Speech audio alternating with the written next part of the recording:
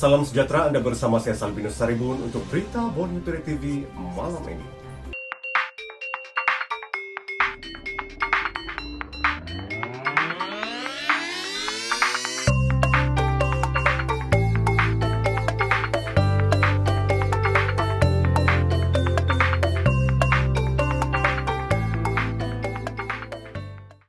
Tindakan tegas tanpa kompromi akan diambil bagi mengatasi masalah pendatang tanpa izin di Sabah.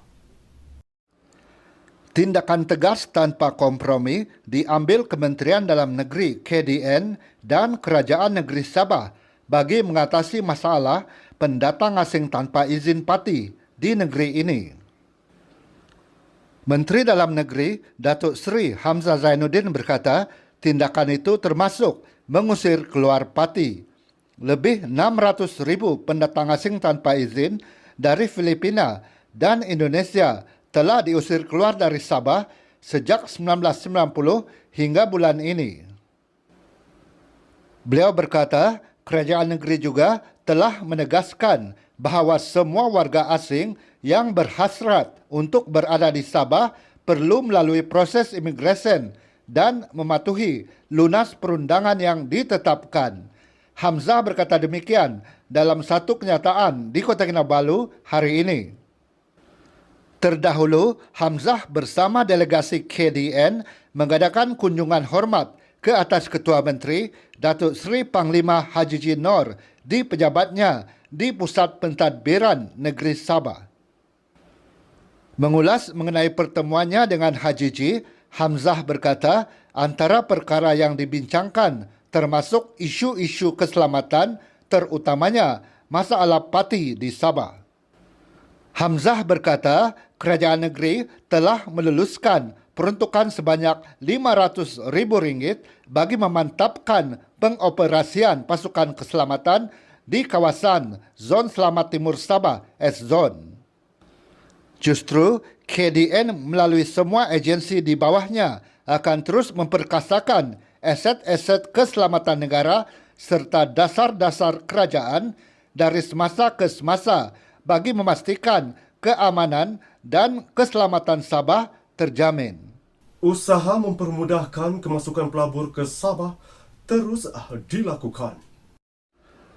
Perbadanan Produktiviti Malaysia (MPC) dengan kerjasama Invest Sabah Berhad akan bekerjasama dalam mencari kaedah mempermudahkan serta membantu meningkatkan pelaburan di negeri ini. Timbalan Ketua Menteri merangkap Menteri Pembangunan Perindustrian Datuk Dr. Joaquim Gunsalam berharap MPC akan mengenal pasti isu-isu birokrasi yang boleh dikurangkan. Usaha ini bagi mempermudahkan kemasukan pelabur dari dalam dan luar negara ke Sabah. Beliau berkata demikian semasa menerima kunjungan hormat daripada MPC Sabah yang diketuai oleh Mokhzani Aris di Wisma Kewangan semalam. Kerajaan negeri komited dalam memastikan sasaran melantik 30% wanita bagi memegang jawatan tertinggi dalam perkhidmatan awam di Sabah dapat dicapai. Menteri Pembangunan Masyarakat dan Kesejahteraan Rakyat Syahelmi Yahya berkata pengiktirafan terhadap wanita turut dilihat dalam lantikan wanita bagi jawatan tertinggi dalam kerajaan. Sebelum ini, 3 wanita dilantik memegang jawatan sebagai setiausaha tetap kementerian. Seorang daripadanya telah dinaikkan pangkat sebagai timbalan setiausaha kerajaan negeri iaitu Datuk Mas Namat Saleh. Katanya buat pertama kali dalam sejarah Mayor Bandaraya Kota Kinabalu adalah seorang wanita iaitu Nurliza Awang Alip. Malah Peguam Besar Negeri juga seorang wanita iaitu Datuk Nur Asia Yusof. Katanya ini merupakan jawatan-jawatan penting yang akan mempengaruhi dasar-dasar perkhidmatan awam di negeri Sabah. Di peringkat kementeriannya telah memenuhi lebih 30% lantikan wanita. Syahelmi berkata demikian semasa majlis sambutan Hari Wanita Antarabangsa Anjuran Jabatan Hal Ehwal Wanita di Kota Kinabalu semalam. Lebih 500,000 penduduk di Sabah telah dibanci. Seramai 503,000 penduduk telah dibanci di negeri ini sehingga semalam dan jumlah itu merangkumi kira-kira 12.9% daripada anggaran penduduk di Sabah, kata pengarah Jabatan Perangkaan Sabah, Zainul Jamil. Beliau berkata, dianggarkan penduduk di Sabah pada tahun lepas, 2020, adalah 3.91 juta orang, termasuk lebih sejuta penduduk bukan warga negara. Katanya, proses banci kali ini dilaksanakan dengan pelbagai cara, iaitu melalui e-census atau secara dalam talian yang menyumbang 59.1% daripada keseluruhan bilangan penduduk yang telah dibanci. Manakala 40.9% lagi maklumat diperoleh secara bersemuka dan telefon. Dalam satu kenyataan, Zainul berkata, Kota Kinabalu mencatatkan penduduk paling ramai dibanci, iaitu 100,862 orang mewakili 18% penduduk. Ini diikuti Tawau 16.5% atau 76,342 orang dan Sandakan 14.3% atau 71,533 orang. Beliau berkata, peningkatan kes baru COVID-19 telah memberi kesan kepada pelaksanaan banci fasa 2 secara bersemuka. Justru, fasa itu telah dijadual semula di Sabah dan proses banci bersemuka dilaksanakan secara bersasar. Sehubungan itu, Zainul berkata, pembanci diminta untuk menemuduga responden di kediaman seluruh Sabah bermula 18 Februari hingga 16 Mei ini. Beliau berkata, maklumat yang dikumpul adalah mengikut peruntukan di bawah Akta Banci 1960 di Semak 1969. Akta itu menerangkan data yang diterima adalah sulit dan tidak boleh dihebahkan kepada sesiapa atau mana-mana pihak. 142 majikan di Sabah didapati tidak mematuhi standard penginapan pekerja. Mereka didapati melakukan 876 kesalahan di bawah ordinan darurat standard minimum perumahan penginapan dan kemudahan pekerja bagi tempoh 2 hingga 5 Mac lalu. Pengarah Jabatan Tenaga Kerja JTK Sabah Wan Zulkifli Wan Setapa berkata, pemeriksaan dilakukan di 618 penginapan yang diuruskan oleh 142 majikan itu. Pemeriksaan mendapati setiap majikan melakukan sekurang-kurangnya satu kesalahan di bawah ordinan berkenaan. Pemeriksaan itu membabitkan 5,140 orang pekerja yang menginap di lokasi tersebut. Mereka termasuk 3,129 pekerja asing. Kebanyakannya bekerja dalam sektor pembinaan. Wan Zulkifli berkata ordinan ini dikuatkuasakan bagi memutuskan rantaian penularan wabak COVID-19 dalam kalangan pekerja terutama pekerja asing. Tugas-tugas dan kerja mereka ini adalah sementara. Jadi mereka merasakan bahawa tidak perlu untuk menyediakan penginapan perumahan yang proper lah kepada pekerja-pekerja mereka. Jadi itu alasan yang paling utama yang selalu diberikan oleh pihak majikan, terutamanya di construction sector. Jadi sebenarnya perkara itu tidak dibenarkan jugalah dalam mahkamah, dalam undang-undang, dan ianya perlulah juga membuat permohonan baik dengan pihak berkuasa tempatan maupun Jabatan Tenaga Kerja. Beliau berkata demikian kepada media semasa operasi bersepadu penguatkuasaan pematuhan penginapan pekerja di bawah ordinan darurat di Kota Kinabalu pagi tadi. Ahli Parlimen Tuaran menafikan dakwaan akan melompat parti. Ahli Parlimen Tuaran yang juga Presiden Pertubuhan Kinabalu Progresif Bersatu APKO, Datuk Seri Wilfred Madius Tangau menafikan dakwaan mengaitkan namanya sebagai antara ahli parlimen dari Sabah yang dikatakan akan menyertai Perikatan Nasional PN. Dalam kenyataan melalui laman Facebook beliau malam tadi, Madius menyifatkan berita mengenainya yang disiarkan sebuah portal sebagai fitnah dan palsu. Sebentar tadi saya dimaklumkan oleh rekan-rekan pimpinan APCO bahwa pada sekitar jam 8 malam tadi, portal The Vibes yang ditulis oleh seorang wartawan tidak bertanggung jawab daripada Sabah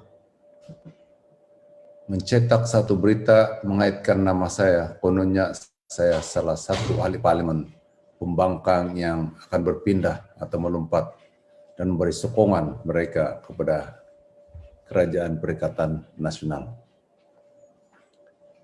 Berita palsu ini sengaja dibuat oleh pihak tertentu dengan harapan untuk mewujudkan ketidakstabilan di kalangan para pemimpin parti pembangkang. Ini adalah usaha-usaha terdesak daripada pihak-pihak yang tidak bertanggung jawab. Saya dengan sekeras-kerasnya menafikan dakwaan yang kononnya saya akan menyertai Perikatan Nasional.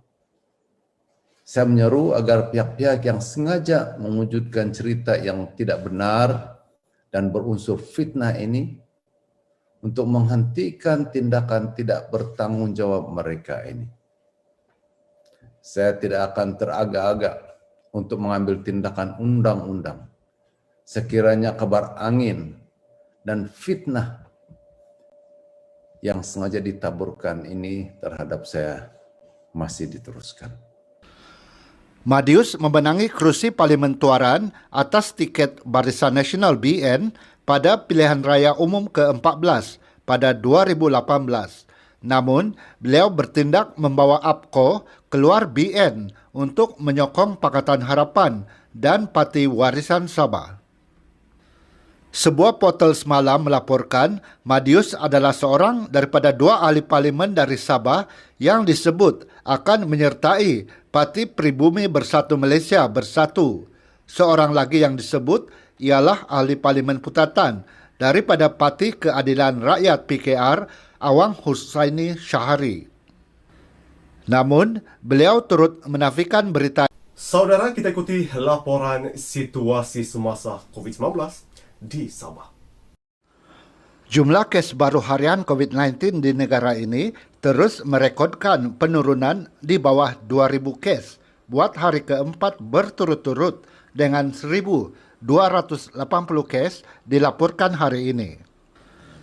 Kes positif baru di Sabah turut menurun dengan 64 kes dilaporkan hari ini berbanding 71 kes semalam, menjadikan jumlah kumulatif kini 53,621 kes.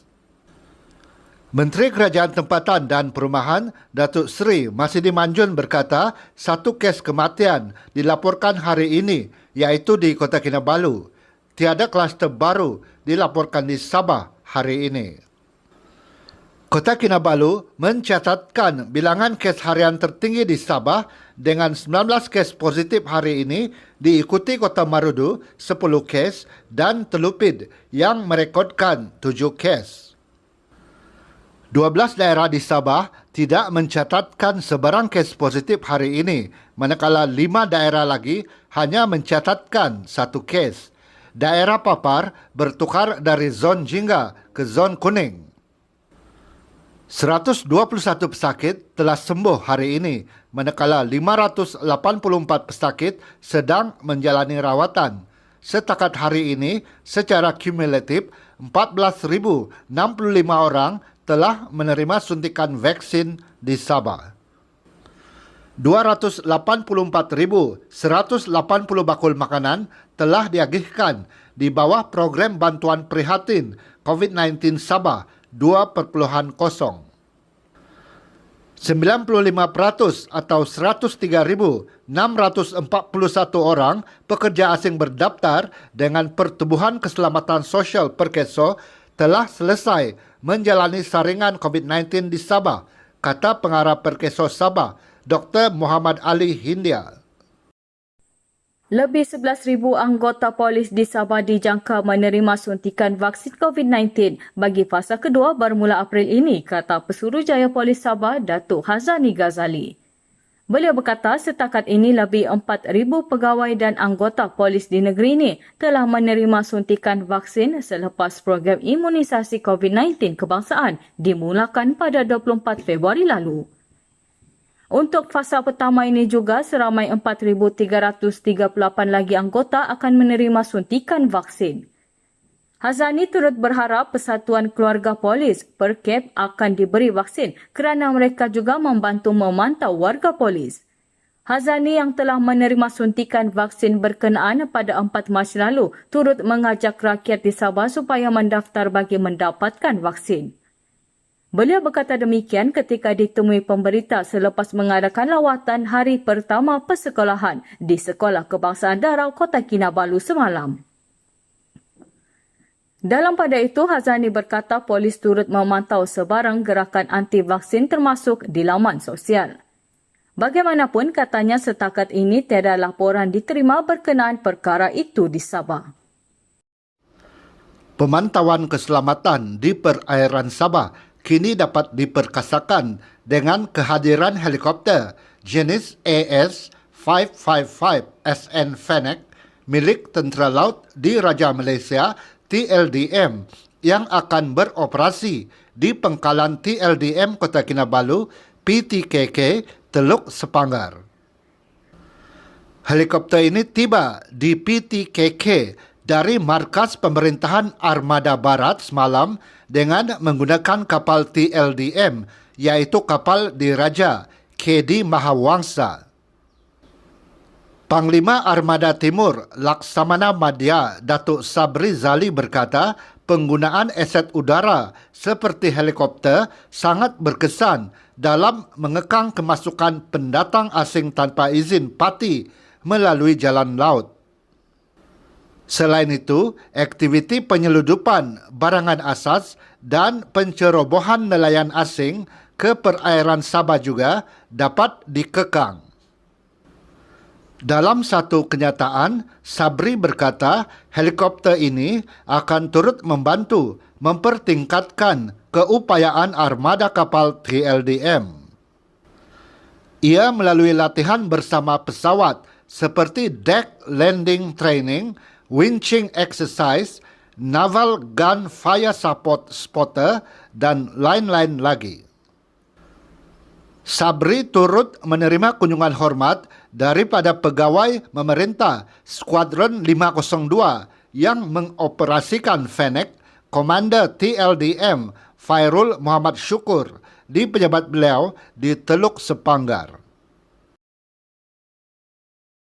Kita ke perkembangan bola sepak Liga Super. Pemangku Presiden Persatuan Bola Sepak Sabah, SAFA, Datuk Seri Bung Mokhtar Radin menyifatkan sebagai permulaan yang baik bagi Sabah FC apabila mencatat keputusan seri 1-1 dengan Melaka United dalam perlawanan pertama Liga Super di Stadium Hang Jebat Sabtu lalu. Katanya, mengutip satu mata di tempat lawan boleh dianggap baik kepada pasukan pelawat. Bagaimanapun menurut beliau, masih banyak ruang yang boleh diperbaiki oleh Sabah FC untuk meningkatkan prestasi pasukan. Bung Mokhtar yang juga timbalan Ketua Menteri meminta Sabah FC supaya memberi penekanan untuk memperbaiki pasukan agar ia mampu bersaing dengan pasukan lain selepas ini. Beliau berkata, memperoleh satu mata di gelanggang lawan boleh dianggap baik. Namun, pasukan Sabah FC perlu memburu kemenangan memandangkan masih banyak lagi perlawanan Liga Super yang bakal diharungi. Dalam perlawanan Sabtu lalu, Sabah jersey merah mendahului 1-0 menerusi jaringan Hamran Peter di penghujung babak pertama. Gol penyamaan pasukan tuan rumah diperoleh menerusi S. Kumarahan pada minit ke-62 selepas berjaya melepasi perangkap offside Sabah.